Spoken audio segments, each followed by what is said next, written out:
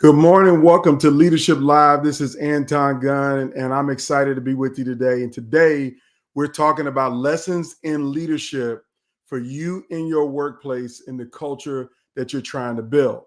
And I want to bring these lessons in leadership to you by looking at it through the lens of Black history.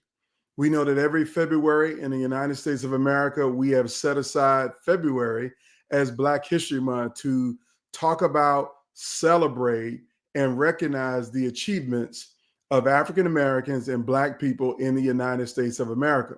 This is not the only time that we celebrate those achievements, but it is the time that we have set aside. So while we're starting Black History Month, and we're a few days in, and this is really the first Wednesday of the month for me, in order to be able to have this conversation, I want to talk about some particular leaders throughout Black history from a lens of what you can learn from them for your organization and your culture. That is the main point. It's not about, telling stories to just celebrate people, because they definitely deserve to be celebrated.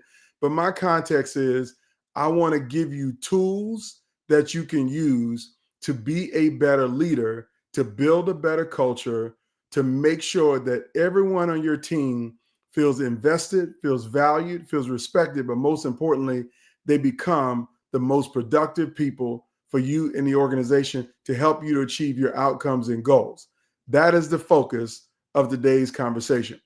So I want to ground it in the following. Before I start talking about any people or giving you any kind of lessons or stories, I want to give it to you in this context.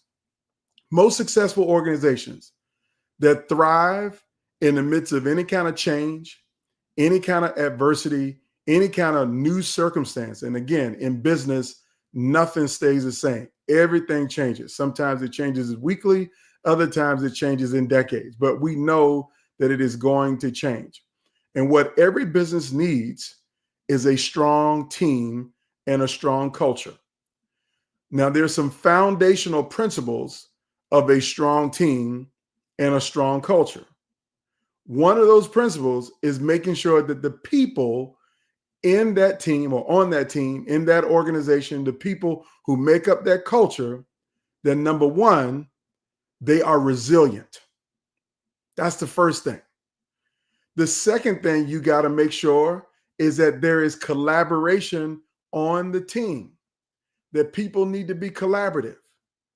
And the third thing that I believe makes up a strong organization that survives any kind of change is inclusion.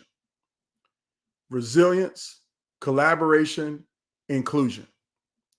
Those are not the only things, but I think every organization that evolves and strives and achieves something bigger than themselves definitely have those three principles attached to it. So here's what I would say to you. I would say that you can look throughout history in the United States, history around the world. You will find some leaders who have demonstrated what it takes in order for you to build a world-class workplace culture that has people who are resilient, people who are collaborative, and people who are inclusive. And I'm going to talk to you about three keys to leadership and workplace culture through the lens of some leaders in the American history of Black people in this country. 3 leadership lessons. And so you might want to write these down. Actually, you don't even have to write them down. They're pretty simple, and there's only 3. So if you can't remember 3 things, then that's shame on you and not shame on me, because I'm going to keep it very simple. Okay. So let's jump into number 1. That if you want to learn some great lessons from Black history to build your culture, you have to look no further than Dr. Martin Luther King Jr. and Harriet Tubman. Now, I don't have to retell who either one of these people are, because everybody in the United States of America knows who Dr. Martin Luther King Jr. is. That's number 1. Number 2, everybody in America knows who Harriet Tubman is, and they know the Underground Railroad. Okay. So my context for you around both of these leaders and what you can learn from them for your team, your organization, is that both of them were leaders that had a purpose and a vision. If you're going to lead a team in your organization, you need to have a purpose and a vision. And I say the words in that order on purpose because I believe that you need to know your purpose first before you can cast a compelling vision. So when I say purpose, why do you choose to lead? Why are you choosing to work in this organization? Why are you choosing to show up every day the way that you're showing up? What's the purpose behind it? Does your team know your purpose? Is your purpose about you, or is your purpose for something bigger than you? And what is unequivocally clear from both Harriet Tubman and Dr. Martin Luther King Jr. is that their purpose was something bigger than them both. Dr. King was a central figure in the civil rights movement, but he was not the only person. The movement was much bigger than him. Harriet Tubman was a key figure in the Underground Railroad, but there was absolutely no way she could help people escape from slavery and to freedom into the North without a bunch of other people around her. So it was much bigger than her. So the lesson number one for you as a leader in your organization, what is your purpose and vision for your team? Are you clear with your vision? Does it inspire people? Does your purpose inspire people? Do people feel motivated and engaged with you around what you have set out to do? That is lesson number one. So my question for you, my call to action, what is your vision? Have you communicated it with your team? Do they feel connected to your vision? Do they feel like their work every day has some purpose? Because if they don't feel like their work has some purpose or is connected to a bigger vision, they're likely to quit. And if they don't quit, they'll give less effort. And if they give less effort, you're going to have less success and less impact. So lesson number one is to lead your team with purpose and vision, the same way Dr. King and Harriet Tubman led in their respective roles with purpose and vision. It's real simple. You got to have a purpose and you got to have a vision. Does your team know the purpose and your purpose? And have you painted a compelling, detailed mental picture of a desired future state that you want them to help you to achieve, that they buy into it, that they feel inspired around? That is lesson number one. Now, I can tell you why this lesson is so important is because Gallup did a study recently, and they saw that only 31% of employees are engaged at work. That means 69% are not engaged. And the reason why they're not engaged is because of the following. The data shows that most managers and supervisors don't know how to communicate, and they don't inspire them to want to contribute in the workplace. So if communication is critical for your employees to being engaged, then you know it's critical for you as a leader to get people bought into a vision, to get people invested in your workplace culture. So there you have it. You got to understand that you got to communicate with a clear and compelling vision that people feel bought into. That is lesson number one. That is key lesson number one. If you want to build a great culture and build a great team, lead with purpose and vision. Now, number two, I got some other great lessons of people who I think you will be inspired by. You also know the name Rosa Parks. You know the name Madam C.J. Walker. And you know the name Frederick Douglass. Here are three things that those three Black leaders throughout our history had in common is that they were courageous in their words and in their actions. And what they did with their words and their actions is that they fostered a culture of courage. That when one person becomes courageous, it creates an environment where more people will be courageous to do the courageous thing. So in your workplace, are you creating a culture of courage? Now, before I dive in deep on telling you how to create a culture of courage, I want to talk about these people in particular. We all know what Rosa Parks did, that she had the courage to not move to the back of the bus and not get up to give her seat. That set off a chain of events that became the Montgomery bus boycotts that later led to more successful civil disobedience in places that she never lived, like Greensboro, North Carolina, like Rock Hill, South Carolina. Like the civil rights movement was a collection of people who were strategically focused on the same goal, again, that purpose and vision from number one, but it took people of courage to do things actively to create a culture where more people would do things actively. You have to have a culture of courage. You got to have a culture of courage. And so Rosa Parks challenged the status quo. Madam C.J. Walker, who was the first Black millionaire, I believe that's what she was. She challenged the culture around women in leadership, women in entrepreneurship, women in business, Black women with money.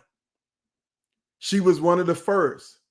And her courage to do the hard thing where nobody else saw it possible created an environment where more people felt like that they can do it. The copycats and the shoot off businesses and the other people who did the things that she did was inspiring. And my favorite example of courage is Frederick Douglass. Like Frederick Douglass, quietly or loudly, as I'm about to share with you, is my favorite hero in Black history. He is my favorite. Why is he my favorite? Because we know Frederick Douglass was born a slave. We know he escaped slavery, but we also later know that he went on to advise and work for multiple presidents of the United States. He started multiple newspapers. He owned rental property. And if you've never visited the home of Frederick Douglass in Washington, D.C., it is something that every American needs to go and visit, because this man has a mansion on a hill in Washington, D.C. that he had in the 1860s and 70s. Frederick Douglass, born a slave, but his experience in life gave him the most courage. And he demonstrated that courage through one speech. And he spoke a lot, because again, when I say Frederick Douglass is a role model, how he earned his living is that after he escaped slavery, he traveled the world giving speeches after he wrote his book, told his story in a book and gave speeches. He got paid to give speeches. That's what I do for a living, is I get paid to give speeches. And so Frederick Douglass is a role model. Frederick Douglass owns some real estate. I own some real estate. All of these things is why Frederick Douglass is a role model, right? But here's the speech I want to talk to you about. Is his speech about the 4th of July. What is the 4th of July to a slave? Or what does slavery mean for some, what does the 4th of July mean for someone who is enslaved, right? I'm not locking in the title right now because I'm too excited to talk about Frederick Douglass.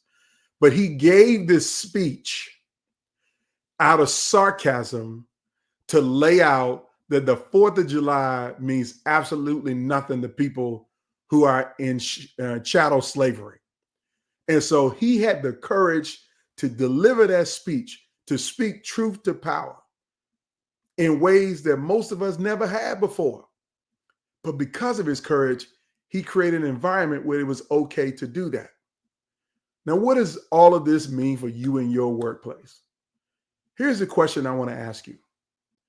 Do the employees on your team have the courage to speak up to you when you're not leading the way that you should be leading? Have you created an environment where people feel free to be courageous to tell you when things are going wrong?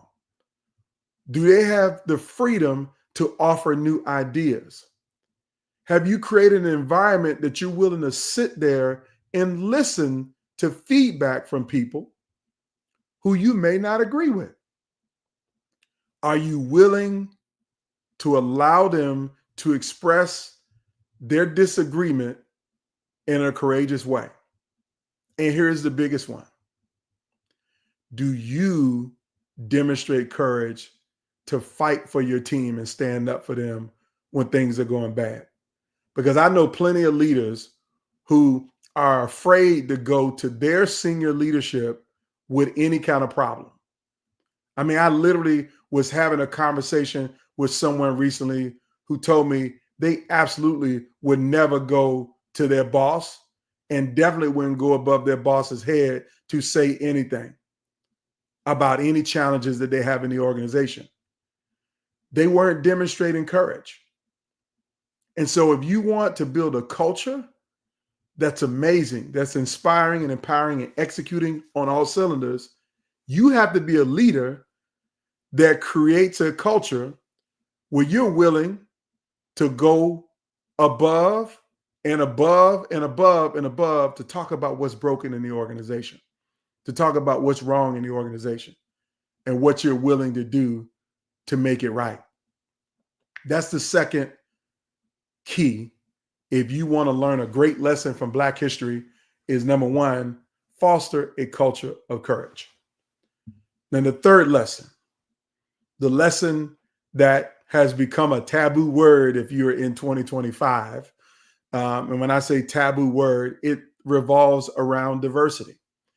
But the person who embodies this key in this lesson for me is none other than Barack Hussein Obama, the 44th president of the United States of America and the first Black president of these United States. See, I worked for Barack Obama, not only as president of the United States, but I worked for him when he was running for president. And there's a great lesson that all leaders can learn from Barack Obama. Actually, if I'm being honest, there's probably 24 lessons that every leader can learn from Barack Obama. But I don't have time to teach 24 lessons. So I'm going to give you one that I have firsthand experience with and firsthand engagement with that I think is a great trait for every leader to learn if you want to build a great culture. And that is to value diversity, to see diversity as a strength, not as a weakness, not as an inferiority complex, not as a slight to other people. It's not that. It is a strength to your team and your organization when you have diverse people, diverse perspectives, diverse credentials, diverse backgrounds, diverse insights. It is a value. It's an inherent value. And let's be clear. Before I teach this workplace lesson, I'm going to talk a little bit, and now I say a little bit, maybe about a minute. Think about everything in your life. We value diversity in every other aspect of our lives.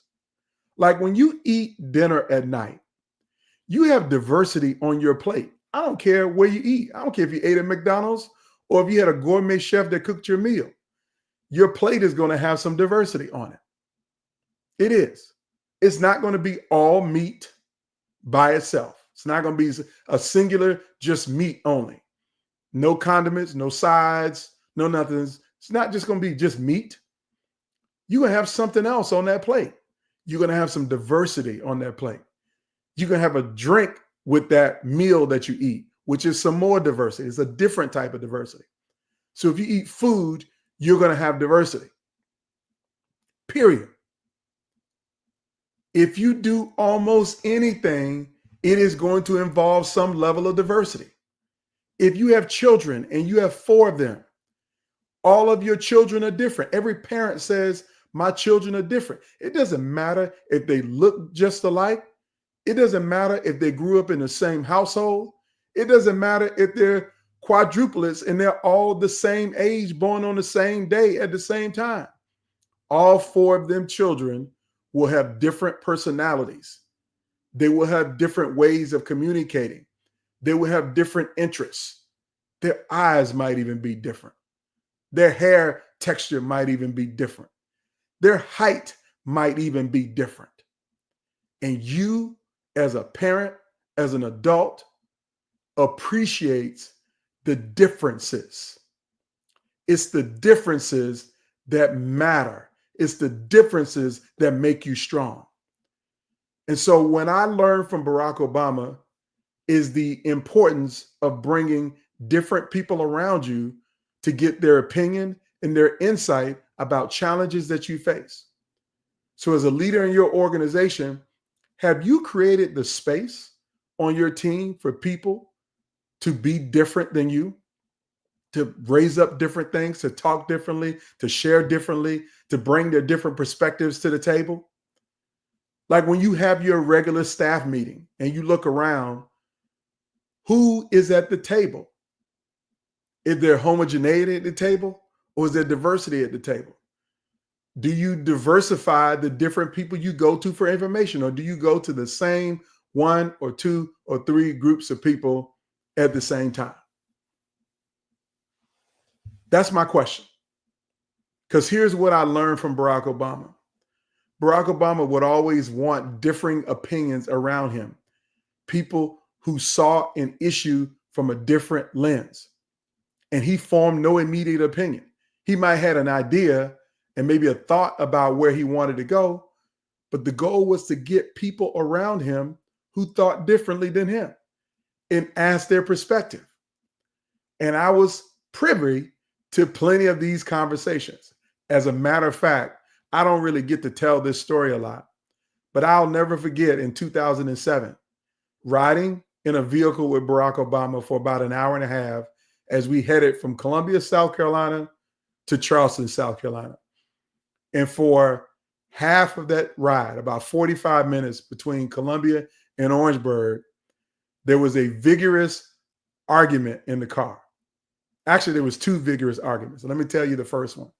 The second one was about basketball, so that doesn't matter as much. But the first one was about his approach to healthcare reform. We were in the car, and they were in Chicago, and they had formulated some policy framework for what he thought should be the case for healthcare reform. And it was something to the effect of everyone should get $2,500 for healthcare, something along those lines. And they thought it was a good, sound policy. But we got in the car and asked Anton Gunn for his opinion about that policy approach. And I let him have it. I told him it made absolutely no sense because $2,500 was not going to do anything for a person who's spending $10,000 a year on health insurance coverage. The gap is still too wide. And we had a vigorous debate in the car down the road. Now, I'm not saying that changed his perspective about healthcare reform or the Affordable Care Act, but I know what I felt as I felt free to offer my opinion. And I know that he saw my diverse perspective as a strength on his team. So for you as a leader, I'm going to ask you this very simple. Here's what I'm not going to ask you, I'm going to tell you what you should do. You need to audit your meetings. When I say audit your meetings, you need to audit who gets invited to your regular meetings. You also need to audit who solicits input in those meetings.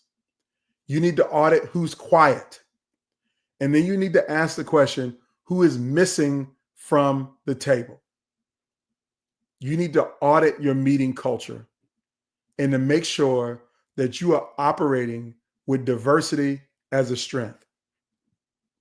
Notice that I didn't talk about hiring.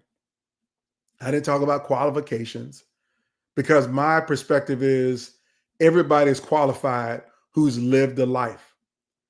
I don't care what you know, you can't discount my lived experience. you shouldn't discount my lived experience. My lived experience adds some tremendous value. And you can either accept my lived experience or you can reject my lived experience. But I think we all can learn something by appreciating the diversity of people's lived experience, particularly in the professional environment. So my work for you is for you to be a leader who audits your meeting culture. So there you have it. 3 great leadership lessons for workplace and culture from Black history. Lesson number 1, lead with purpose and vision. Lesson number 2, foster a culture of courage. And number 3, value diversity as a strength. So whether you're Dr. King, Harriet Tubman, Rosa Parks, Madam C.J. Walker, Frederick Douglass, or Barack Obama, or maybe you're just the chief operating officer at a community-based hospital. Maybe you're just the head of the marketing department at a small business. Doesn't matter where you sit, you can be a leader that builds a world-class culture by learning these simple, powerful lessons from Black history in the United States of America. My name is Anton Gunn. I appreciate you joining me for this week's Leadership Live. I hope everybody have a fantastic day. I'll see you next week. Same bat time, same bat channel. Take care.